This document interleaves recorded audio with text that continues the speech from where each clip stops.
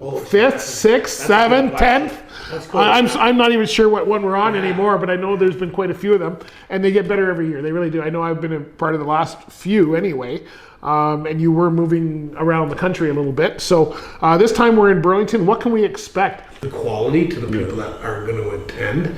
You know, from our perspective, the leadership side of things is so important these days. And Hamza, he's the thing that convinced me was his TED talk, his TEDx talk, and he engages with the audience, and it's going to be a great way to kick off the educational day for sure. But of course, we got Glenn Caldwell. I was just going to say we have another guy who's very known for engaging in the audience, and Mr. Caldwell. Now he's on the evening program, if you will. The Wednesday night you're having a networking thing, which is I'm excited. It's going to be pretty cool. So and it says uncensored. I'm not sure how this is going to work. Knowing Glenn personally the way we do, what do you say uncensored? You got to get your tickets now. He's here all week though. You know, here's the thing: we got you doing some cinemetric, some photography work and video, so you're gonna be able to censor all the stuff. I just have a bleep button. Is that no? Glenn's actually. I've seen Glenn. You have too, and you know him very well as well. That he's a great speaker, no matter what he's doing. So, what can we? Did he give you any bit of inkling of what he might talk about?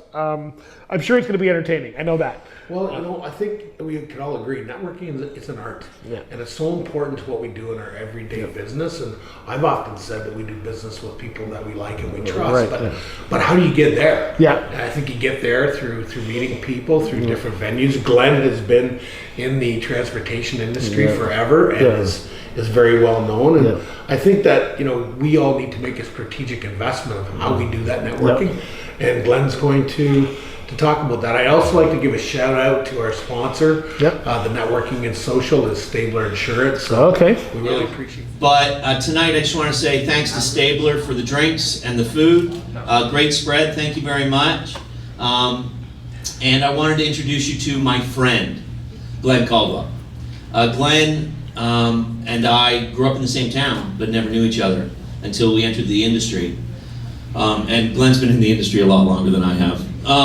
But Glenn's a great guy, and really, honestly, one of the things that I love about transportation is that this is an industry where people like to help people, and even when one of the things that the benchmarking that we see in so many of the industries around, where they share information about best practices, we all agree that safety is number one.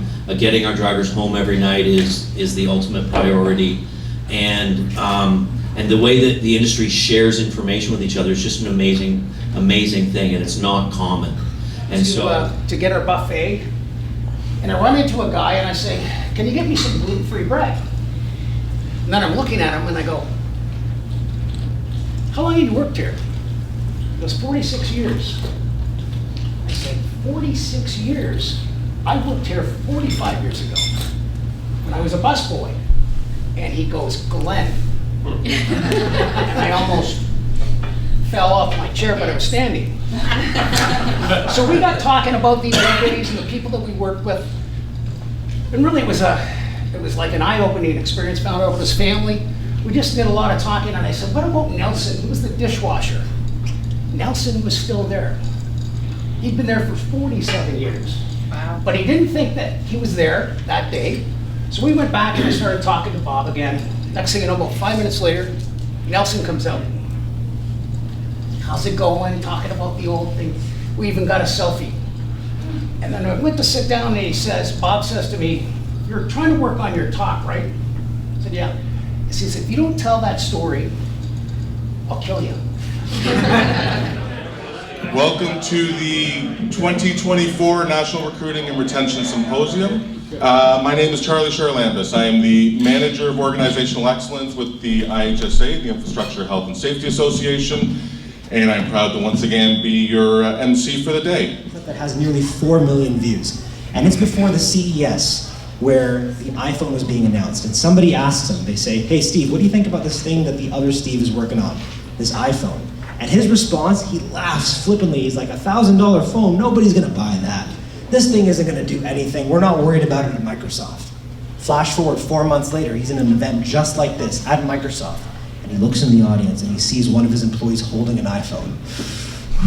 If you know anything about Steve Ballmer, if you've seen him at Clippers games, very animated. Just imagine he runs into the audience, snatches the phone out of your hand, throws it on the ground, and stomps on it. That is a reflection of Steve Ballmer's attitude of prioritizing profits over people. During the 14 years he reigned as Microsoft CEO, he prioritized profits over people to the extent where Microsoft failed to capitalize on the 5 biggest tech trends till date, including smartphones. All right, so I'm here with Mike Hoig and with Wellington, and you were a driver, now at a recruiting, I guess you're what? What's your official title? I'm actually still a driver. Oh, okay. Yeah, I conduct pre-air hire road tests as well, but I'm working towards a fleet safety driver training type of position in office. Was this your first conference? This was my first conference. What do you think? It was a great experience. I think we set the bar high in terms of conferences. I found it very inspiring, very motivating. Listening to Hamza Khan, the keynote speaker, very, very motivating. Our panelists, just listening to the different thoughts and whatnot facing the challenges that we have in the industry. It was great to listen to. But as a driver who wants to transition into the office and kind of climb that ladder, I found it very inspiring. It was great to network and chat with professionals in the industry, and people out there are very willing to share their knowledge and experience, and I love that, and this has been a great experience. So I'm getting goods delivered through COVID, and we always try to raise the bar of the view of the industry from the driver point of view, and so to hear that, it was like, oh, really? But so in our world, like we're keeping that bar set. We want to keep that bar set moving forward.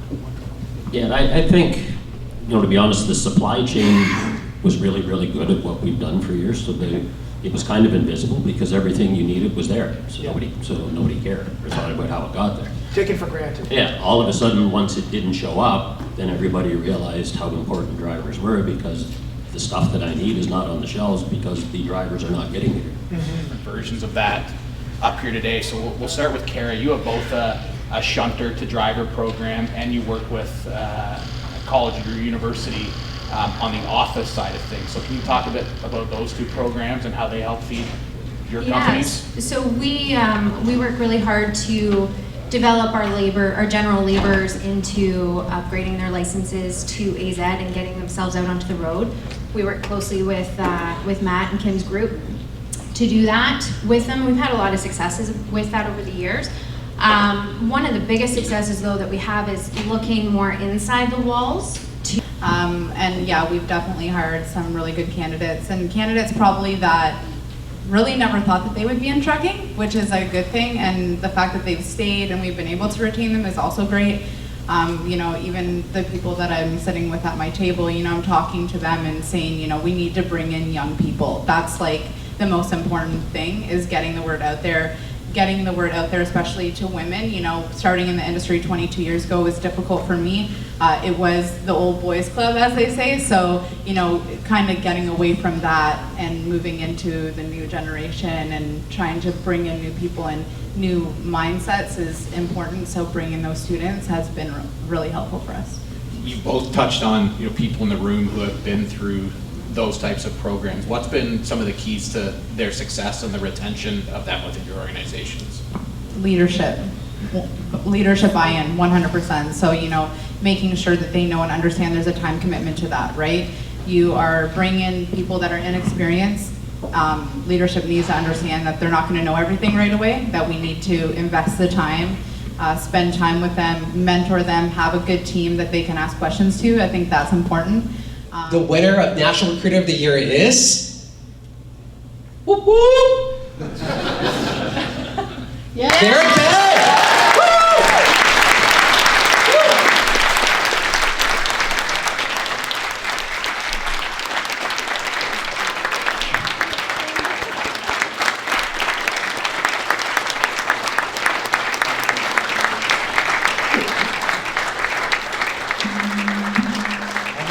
Come on up, Kara.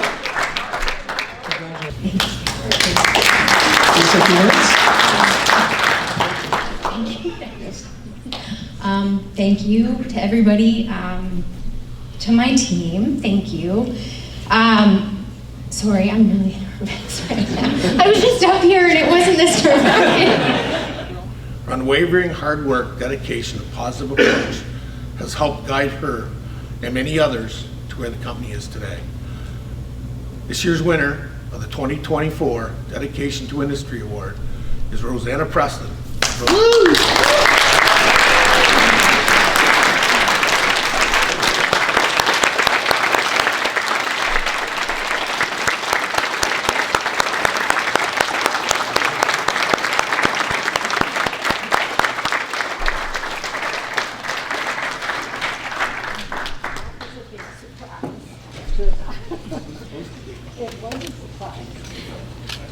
I think so. I think you forgot to tell everybody that I started when I was 10. Right? Sure.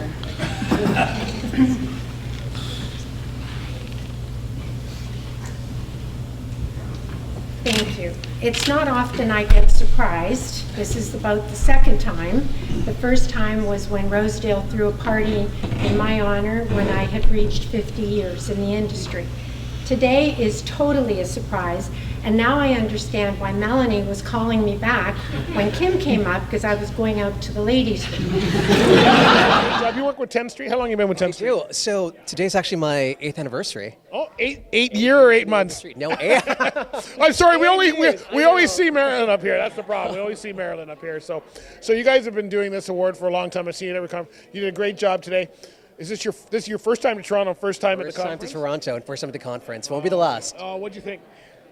Energetic. I mean, incredible speakers, and the hospitality. I mean, it's just indescribable. I'm just so thankful to be here. Nile Rodgers was an incredibly humble person, and he was devastated. And he walked out and he left it. And so he went home and he wrote this song. And he basically canceled her. And that was the context of the song, and that's where the first in media where they talk about canceling a person if you start to track it back. So really interesting, but as you kind of roll through the media, and I don't know how these are going to show up because they are looking a little different than I thought they were going to, so bear with me, but as you roll through the media part, it did continue to pick up, and actually, forgive me, there's going to be some words, there's going to be some things, and I've done my best to censor as best I can, but this is, people don't get canceled if something bad didn't happen, so I've got to leave some of that in there. So the next piece where it really kind of showed up was a movie called New Jack City in '91. And Wesley Snipes played a big part in that. Chris Rock was in that movie, which is kind of ironic and funny because he ended up being part of cancel culture much later on for an entirely different reason. But Wesley Snipes' character obviously said something in there about canceling a person again, and this is kind of the next instant where it gets picked up. And this is kind of meaningful when you think about it because this became a real cult following, this movie. And it lived on with a lot of people around that time, and they moved that phrase forward in that scene, and it lived in small groups and kind of moved forward. And where you saw it is another CD that everybody in here has. Don't raise your hand, I know you have it. And that's 50 cents. We good? Perfect. Just kidding. Like Pat, where's my blueberry tea? I need one. All right. First topic we want to get into is really, and again, it was talked about before, it's our different generations within the industry, where we talk about our millennials, our Gen X, our boomers, and now even with bringing in some of the Gen Z, depending on which side of the border you're on. The impacts of that and how we address them. We've heard the speakers talk about them. Can you give me some insight or some strategies in how you've been dealing with the different type of generations as we go? You ready, Pat? Ready to start this game going? All right, give her a shot. So Canadian Blood Services made a commitment several years ago to build into their strategy of sustainability, diversity, equity, and inclusiveness. And so they started doing employee feedback. All right, so I'm with Hayden, who actually I just dragged into this interview, and he was. It's your first conference. You work with KRTS, right? Yes, I do. Yeah. So you actually had work to do here. You weren't just enjoying the food like the rest of us. You actually had to do. What was your role here today? A little bit of work, but I was basically here to help everyone with anything they needed. And you did a good job, by the way. Oh, I appreciate that. All the badges were in the right order. I appreciate that. Yeah, that was pretty extensive. But no, it was good. I still had lots of time to meet people and learn about the industry. Yeah. How long have you been working with KRTS? Just since February, but I feel like I've learned so much already. And, they've been so good to me, so welcoming, and I couldn't ask for a better group of people to work with. So we're trying to get more people like you in the industry. Would you recommend your friends to come work in this industry, especially after what you heard today? I mean, yeah, personally, I'm not going to be a trucker. I can't be a trucker, but by far the people in this industry are very welcoming, very friendly. It's very inclusive, and I can't say enough good things about everyone here. So you enjoyed yourself today? Absolutely. All right. Well, you did a good job. Keep up the good work, my friend. Thank you, sir. And I'll see you tomorrow.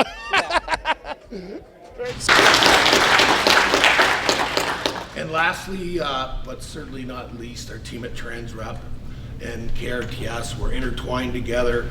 We help each other with all of our successes. And without them, this event doesn't happen. So to my teammates, to my family, and everyone involved, you're the best. Safe travels.